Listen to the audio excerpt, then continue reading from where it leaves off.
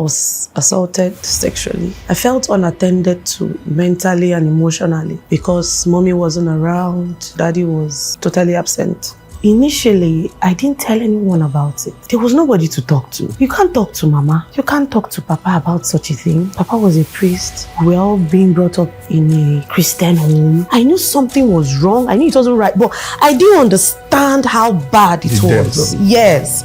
And I also knew that I cannot talk to any... See, if you go to school and they beat you up in school, there's nobody to come home and report to. Mommy and I were not even close because she was not around. Mama was strict. Mama is a disciplinarian. The right things, the right things, the right things. So you don't want to tell Mama the wrong thing. Mama is the kind of person that when you break a plate, you carry the broken plate and go and meet her with your cane. So is that the person you want to go and tell that this kind of a thing is happening? No, you can't. So I couldn't tell anybody. The person who hurt me as a child, I thought I had let go. I thought I had moved on. I wasn't really healed. I didn't know the depth of what was happening to me until I entered JS1. And they had this sex education and they made it look like if you were not a virgin, you were dirty. And it broke me. Something died in me that day. I was fighting, I was angry, I was strong, I was mean, zero emotions. Low self-esteem was eating me up so badly. I didn't know how to make friends. I couldn't mix up in class. I was the weird one in class. I tried to make friends, but I was not normal. If I want to be friends with somebody, I have to write a letter and say, can you be my friend? They would laugh at me. And other people were flowing. I'm scared. I don't want to be hurt. There was this deep void in my heart. I couldn't really let go. I just wanted to be happy. Childhood trauma never really leaves you.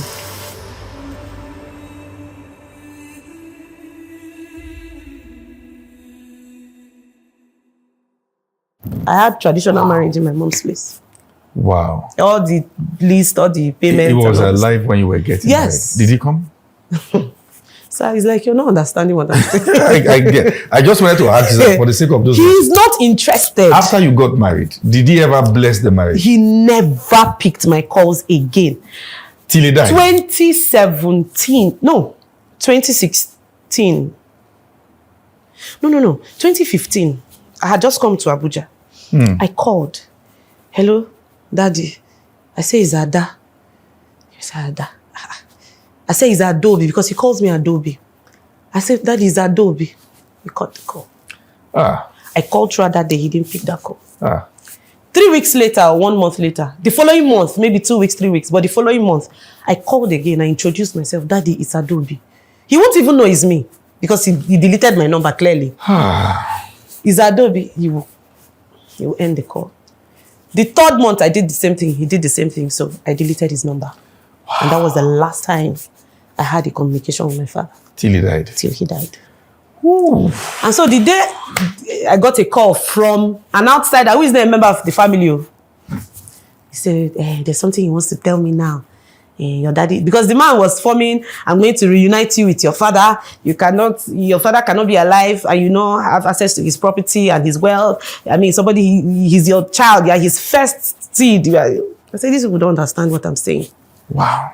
He now called me to say, my daddy had just died 2 weeks ago and I should take heart. I heard he had cancer. Yeah, and he died in Europe. So all the time that he was dying, he did not.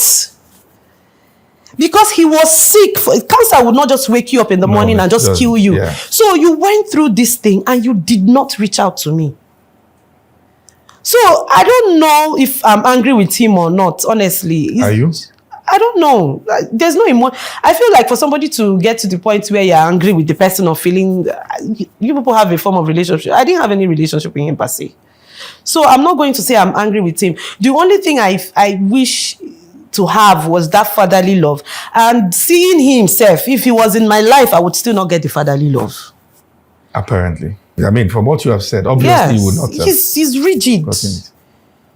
Kenneth is rigid. And that's where I was going to say that for children who have either of the parents missing, what I want to say now might be a difficult pill to swallow. But what I found out is that in most cases, it might be an act of mercy from God. Mine was. There are times that the person's presence can be worse than the absence. Mine was. If I take you through the spiritual battles I've fought, you will understand that I know for a fact that mine was. I went through deliverance sessions with Pastor Kayode Lebio. And one of the things that happened was that the community in those days worshipped snakes. Where? Anambra? Anambra, yes. Okay. And I had to deal with it. There was a lot of deliverance. I fought spiritual battles. That's why when I read on the internet now and they say all those things are scam or all those things don't exist, I just smile. I don't argue. I don't talk. I'm always on Twitter, but I don't argue with. There are some things you cannot argue with. Maybe when they experience it. If you've seen what I've seen, if you know, it took me 2 years to deal with different spiritual battles. Yeah. And one of them was the fact that those people worshipped snake. It was during the deliverance session my mother told me, she now remembered that when she brought me to the village as a baby, the python came. So out of fear, she dropped me on the floor. The people there were giving the snake the bones to eat. The snake had come to visit newborn baby. And the snake went round me. And the thing is that demons see your destiny. And they know where to go to. They know where even me sitting here, I don't know what God has in store for me tomorrow. Yeah. But I know that the devil can see it. That's why I've had to fight a lot of spiritual battles. You fought, yeah. That was when my mom now remembered that, hey, this thing happened. And then the kid snake came and went and she dropped me and she ran. And the people were saying that the snake had come to greet me. I didn't know that. It has spiritual implications. Yes. And I fought for months. I could not sleep. If I close my eyes like this, I would see there's no kind of snake. And it's not that I've seen them on TV. Wow. Oh, I know what they looked like. So looking back at that spiritual battle, I thank God that I didn't grow up in the village, in the family, and in that community. You would have sunk into this. No. When my father died, I actually contemplated, going for the burial. I had actually just had my last baby. My mom came for Omugo. And when we heard, they said they had fixed the burial. They called me to come and do burial rites as the Ada, the first daughter. I'm supposed to maybe buy a cow or whatever. I said we should send money. Then they had planned, getting me involved. Because when I heard my father died, I called them. I said my father had died like 2-3 weeks ago and nobody informed. I didn't even know he was sick. Wow. One of the sisters said, we were praying and fasting. I said, Auntie, you did not think that me too, I'm supposed to pray for my father and fast for him. She said, they thought I was in communication with him. You thought what? Wow. When you people were organizing fasting and prayer for him, they said somebody killed him. When we were organizing fasting, didn't you people think to say, I hope you are fasting for? Hey. Nobody called me. So, I thought of going. Did you attend the burial? I didn't go. And this is why you made a statement on PPC this morning. You said you were going somewhere and God said, where did they go? Yeah. That was it for me. I had planned. And God had to remind me, have you forgotten what I brought you out from? Wow. Why are you going to identify? Okay, you now want to go and carry your baby, because I would have gone with this newborn baby. I would have dragged my husband along. I would have I don't know. It'll be a new episode of battle. I did. In fact, I couldn't even tell Pastor Kayode that I was going for the burial, because he would say, what are you looking for? Wow. He would have asked me that question, knowing what he also went through on my behalf. Wow. You know, when somebody dedicates his life to making sure that you are spiritually free. Wow. So when the whole drama came up with he's supposed to come with his people as the in-law so that they too can accept him as a member. Accept. That word accept just puts me off. Wow. When I brought him to your shop in Ibadan, what was your reaction? Even water, they didn't give us to drink. My God. And supposed in-law came to see you. The least you could do is, will you take malt? Or at least for where? Nothing. So now you are now saying, okay, since my father is no longer in the picture, maybe they will accept him. I didn't want to put my husband through all those cultural and traditional stuff. And I had a newborn baby. I had a CS. Wow. I didn't think my father was worth that sacrifice, to be honest. I didn't think he was kind enough or a father figure enough. It was never for me to. I didn't feel any emotion. In fact, that day they called me and told me. I said, okay, no problem. I had my bath. I went to my shop. Wow. My husband called me and said, where are you there? I said, I'm in the shop. He said, your father just died. I said, My mother-in-law called. My sister-in-law's called. She said, why not? It was weird. Now that they are now calling. No, my in-laws now. Okay, in-law. No, from husband's side. My Okay, husband's people to tell me sorry now. Okay. Hey, don't cry. Everything will be... I'm fine. There's nothing. There was nothing. It took me like 3-4 days to break down. And that day it dawned on me.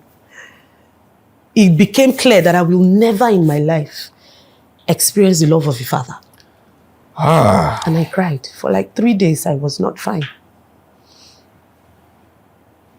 I felt left alone. I felt rejected. I felt it's over. You know, that period made me realize that a part of me was still wishing that maybe he would get old and change and at least pick my calls. But he died. I think he was in his 50s. Wow. And you know, they say it cleared from my eye. It dawned on me that it's never happening. You're never getting a father you love. And it hit me hard. Accepting it hit me really hard. I just want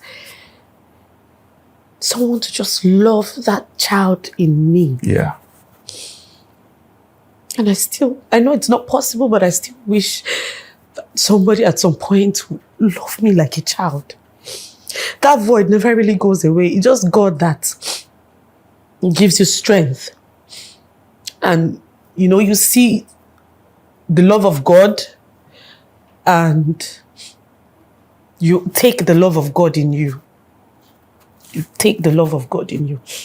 And I would still appreciate for the rest of my life, I would appreciate Pastor Kayode Elebio because he loved me like if Pastor would drive me to school because I wasn't in any school fellowship in UI. I used to go home. I go from UI to Liole every Sunday and sometimes on Tuesday. Some Sundays, Pastor would drive me to school before going because he would go back to Lagos. That meant so much. Sometimes as you're dropping, he'll give you 10K, 5K. It wasn't about the money. It was about how intentional. The fact that I can pick up my phone and call Pastor anytime. If Pastor is in a meeting, if he sees my call, he will pick my call. That was how much he is still interested in me. I could call him anytime. I could tell him anything. He wouldn't judge me. He wouldn't make me feel like I've done something that God cannot forgive. He'll just tell you fast and pray. You're not supposed to do this. Sometimes he will even see that aspect of not being loose as a child. Pastor was the reason why I had to compose. Because number one, you don't even want Pastor to say that he saw something. Because he's a very spiritual. He will call you. I hope you're coming to church on Sunday and say, yes, sir. That day I don't plan to come church. And you just know. That is on your matter. He will go to somewhere to pray. He will call me. Close your eyes. Wherever you are, kneel down, pray. My God. Pastor loved me or loves me. If not for distance. He was interested. When I'm sick, he will pray for me. He will direct me to which hospital. He will give me money sometimes. He will call to check up on me. My husband had to go through Pastor to get to me too. My God. He would call, he had to just go to the route. get involved. He was in UI too? No, he was in Leeds City University. Amazing. Yes. But by the time we met, he had graduated. I think he was serving in Abuja. Oh, wow. But he always come to Ibadan to do some things. And so, that pastor's love kept me through school. Yeah. It kept me in check. It kept me disciplined. My friends will always... He's in Ibadan, in our church. Yes. Oh, awesome. And, my friends will always say, that on a church, number one, on a 2 day spiritual, I will go for church program. From school. People funnily believe that it takes dumb believers to be in church. No. And many don't have an idea of what the church stands for The society is so broken. I understand that there are broken ministries and pastored by broken pastors. But you see, let me just generalize this, that many of us would probably not have survived the hurdles of life, but for God raising the church. My mom wouldn't have been able to help to do all the job herself. Not even on my brother. Not even. At a point, Kelechi was my brother was deep in church. If not for, you grow up and everybody begins to find life and all. It was church that kept us. My God. That church kept us. Pastor was interested. When a father figure is interested in your matter. So when I came to Abuja and we were going to this big church, we were all sitting at the back safe. My husband was the one who was in a team, was functioning in church. Yeah. But I didn't feel... You wanted a family. Yes. Yeah. I wanted a figure. Yeah. I wanted somebody I could call. Reach out that this is what is happening to me. This is what... Even when I'm broke, I will call Pastor. I say, sir, you said my destiny is great. Sakwa wants to kill me. Wow. And he will say, don't worry, everything is going to... The fact that somebody says everything is going to be fine, God is interested in you, he will talk to me, he will encourage me. No. I can't forget him. Speaking with you this moment is giving me a new definition to the word strength. You are a strong woman. You, like they say, we don't look like what we've been through. You don't look like what we've gone through. We can't really, there are some things you can't say on air so that it doesn't become triggering. Another issue. Yes. I've always, that, you see this thing called rejection is a spirit. It's a kind of spirit. When it comes, or maybe for me, when it comes, my husband cannot contain me. I sometimes it's aggression. Sometimes I can cry for 2 days non-stop. It just comes. And I just begin to think of so many things. How my life would have been better. How I'm alone. The devil begins to, the devil is a good whisperer. He begins to remind you of He's an opportunist. Yes. Everything that could have gone right that went wrong in your life because nobody loves you. It just tells you that nobody loves you. Nobody loves you. And then you begin to see. And maybe what my husband is doing is normal. Like, he's dealing with maybe he's dealing with business issues. Or he's dealing with maybe family issues that doesn't have anything to do with me. But I'm just seeing rejection. Wow. And I'm breaking down. I could break down for days. I could break down for weeks. I would not want to be with anybody, just want to lock myself up and cry. So I have been working on myself. I've been trying to build my self-esteem. I've been consciously trying. But like I said, it doesn't really go away. I've had friends I had a friend, if the latest BlackBerry is coming out today, her father buys for her. If boyfriend breaks her heart, she will call her father. Her father will send flight tickets for her to come home and be fine. So I used to be so envious. How I wish. That girl never had low self-esteem. Wow. If you don't want to be her friend, that's on you. Not like those of us who will still cling. We are seeing that this person is not really a friend, but you're clinging on to the person still. If she senses it, she moves. Before you know it, she's calling her brother or her sister and they are gisting. And she has a very strong family bond. And I used to wish that I could have that. You see people, their parents will come for visiting day in secondary school. The person that used to come was the same person. Yes. And because there's no relationship, it's at the school gate, he will just hand you the food. Yeah. And you collect it and you're, oh yeah, now. You go, myself. That was all the visiting days I had throughout secondary school. Wow. So you now see people, their brother is coming, they are happy, they will bring cooler, they will sit down, they will eat. I'll just sit down on my bed, I'll just be looking. And in the night I will cry. I will cry and cry and cry. Those are memories that I don't like talking about or thinking about. You see people seeing love, having siblings that love them, cousins that you wouldn't even know they're just cousins. You see fathers carrying their children's bags. You see a father carry their children's boxes on their head to the hostel during resumption or the school just closed. And there's me. Go back to school alone. Nobody cares. You know, I had this issue with my husband last month. And one of the days, my mom had to start screaming. And that nobody abandoned you. I didn't abandon you. If you ever have a 5 minutes conversation with me as a child, one of the things you hear is that my father abandoned me. My mom had to say that nobody abandoned you. Nobody left you. I needed to survive. And I truly understand that. But that feeling is there. It's there. You know, talking about abandonment and the sense of rejection that comes with it, I remember, I think what I want to talk about I've never had to say this on camera. I think I only told my wife once. Was a time during NYSC, being a pastor in the family house, being there for everyone, prayer coordinator for the state and all that.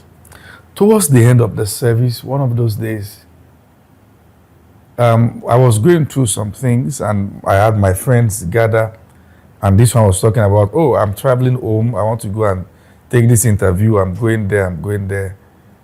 And then we're just talking, just simple conversation. But because I've been carrying so much in my heart, I busted out in tears, weeping. I went from the strong Lazarus that we all tell our problems to the Lazarus they had to be begging and like, from where to where, what happened? And what came to my mind was the thought of the fact that the moment we pick our bags and leave this family house, as toxic as it is, there's nowhere to call home. I know where that left me as a man. Yeah. That either ways, each one, they're there dealing with their problems. There's nowhere to go to call home, even for a day. And I was just there asking, why do I have to carry this kind of cross? That's a lot.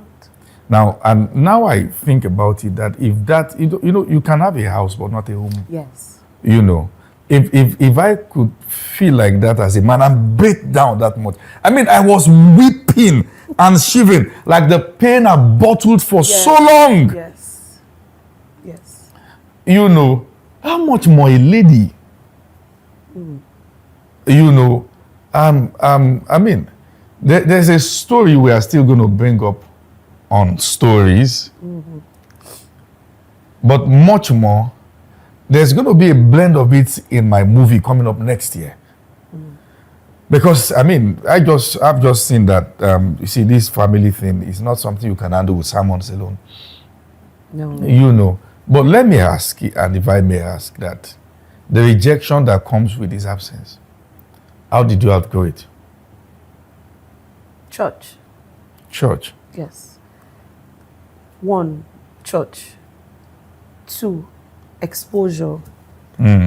I began to see that I began to have friends. And like I said, pastor took me in as a child, as his daughter. So 1, church. Wow. I don't care how you want to live your life or whatever decisions you choose to make. Get a church that you're comfortable with. And we are adults, you know right and wrong. So get a church that speaks to you. I have been in LCLC just May, June, July, August. this is September and I'm here talking about this that I have never spoken about in details like this. Wow. So, and the day you preached for the first time that I heard you, because what we mostly see on the internet is the clips. I repost, my husband reposts, even my mom too reposts sometimes. Wow. Yes. So that day, my husband said, he's speaking like Pastor Kayode. I said exactly what I was going to say to you. So it's like, this is it. Continuation. So church for me is everything. Having a father figure, a spiritual father that I can always reach out to, that I could always call, helped me spiritually, especially, then emotionally and mentally. There was no iota of me feeling unwanted with Pastor. Wow. I wasn't living in the house with him. We were not close on the family level, but on the spiritual daughter and spiritual father level, we were good. Wow. We were good. Even when you hear certain things about him, I'm like, that's how you people are. That's you people's headache. This is what I have with him. And it's good for me, mentally and physically and emotionally. And then friends, that exposure, you know, you begin to see people talk to you, people begin to warm up to you. You know, you get to that age where men begin to toast you. And it's like, oh, I'm actually beautiful. Okay. You know? And then I began to also bond with my mom. My mom is open-minded. Yeah. I could tell her anything. If it's wrong, she would scold me, but she would not condemn me. She would not judge me to the point where I will now be looking down on myself, because she had experienced it. So she knew what to say and what not to say. She knew what her own had said to her that got to her. So she knew exactly what not to say to me. So my mom, as much as possible, relieved her childhood through me by correcting the mistakes there. Yes. So with me, she was more accommodating, or is more accommodating. She is understanding. She would even ask you, is there no boy toasting you? Wow. Tell me, if they are toasting you, bring them to the house. So if you want to be my boyfriend, in quotes, you have to come to the house to see me. My mother will see you. Who are you? What is your name? Where are you from? The one she does not like the friendship. She say, Ada, you see this boy, I know clear. You know? And because my mom knows you, I cannot go further than that. Wow. So that helped me feel loved. Most girls don't want to go home. Most youths don't want to go home from university, especially after school. When school closes, they don't want to go home. Yeah. Me, before they say ASU, I'm at home. Thank God. And the beautiful thing is that as I'm getting home, my brother is already at home. Wow. We always feel comfortable at home. With her? Yes. We gist, we watch movies together. You know, back then, all the music, she had to deliberately learn so that when we are talking, she too can contribute.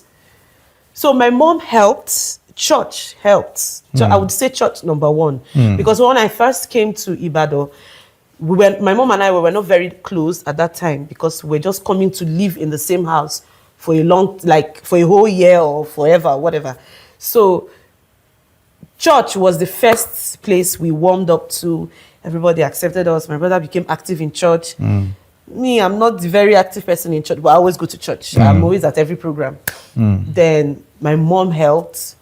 Then friends, you know, getting to meet people. And then getting to see people who actually have good fathers. That thing helped me a lot. It helped me see life in another perspective. That this thing actually exists. And people have this.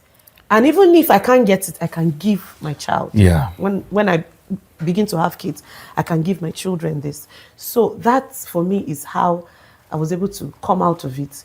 And then it's a gradual process. It is. It's not a 1 year, 2 years, 5 years thing. It's not. It takes you gradually training your mind, training yourself to come out of it. So as time went on in school, and like I said, I forced myself to dust that childhood assault, and I kept it. That childhood, I kept it. I kept on pushing. And somehow I lived through it. On the surface, I'm almost a very happy person. The issues with me, maybe anger. But other than that, I'm always, you know, jovial and free with everybody. I try to be good to people. because I learned from pastor. I see my mom. My mom is a very kind. My mom is a very kind person. My mom is kind to the point that mom, even when they carry knife and choke you, you know that this person is not a good friend. She is that good. So I saw her do that. I saw my grandfather too be a nice person. Papa was a good man.